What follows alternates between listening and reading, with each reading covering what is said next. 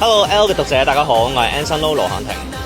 工作嘅時候呢，我通常我自己嘅 skincare routine 係好簡單嘅，因為我自己通常係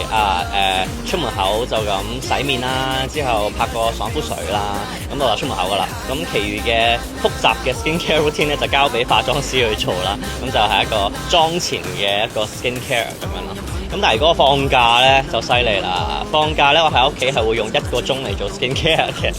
連埋，仲要少講3次，連埋 full mask 嘅，所以 full mask 都敷咗我諗4至5個字啦，睇下敷咩 mask 啦。咁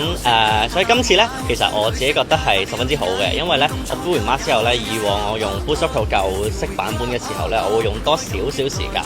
咁但係今次呢個 Booster Pro 咧就可以係9 in 1，一次過就可以做晒我平時1個鐘裏面好想做嘅所有嘢啦，咁所以就可以減少咗好多啲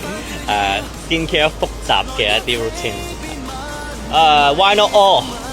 全部都要晒，因為咩呢？因為其實我哋係絕對有資格去要晒㗎，因為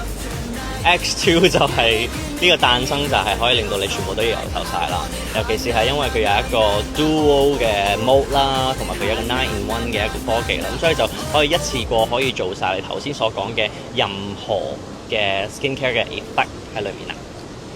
呢一支 X2 咧，佢最特別嘅 tips 咧，亦都係我自己其中一個最中意咧，就係一個 mask mode 啦。因為我平時就好中意 full mask 嘅，咁而今次咧就佢有一個好 specific for full mask 嘅時候用啦，就係可以將你敷完塊 mask 喺塊面度啦，佢之後撳咗呢個 mask mode，去將你 mask 上面嘅精華咧就一滴不漏咁樣導入晒落嚟嘅肌膚度。咁我覺得呢樣嘢係我諗廣大嘅市民啦，甚至係我嘅 fans 神徒啦，都應該好 relate 到，係覺得好容易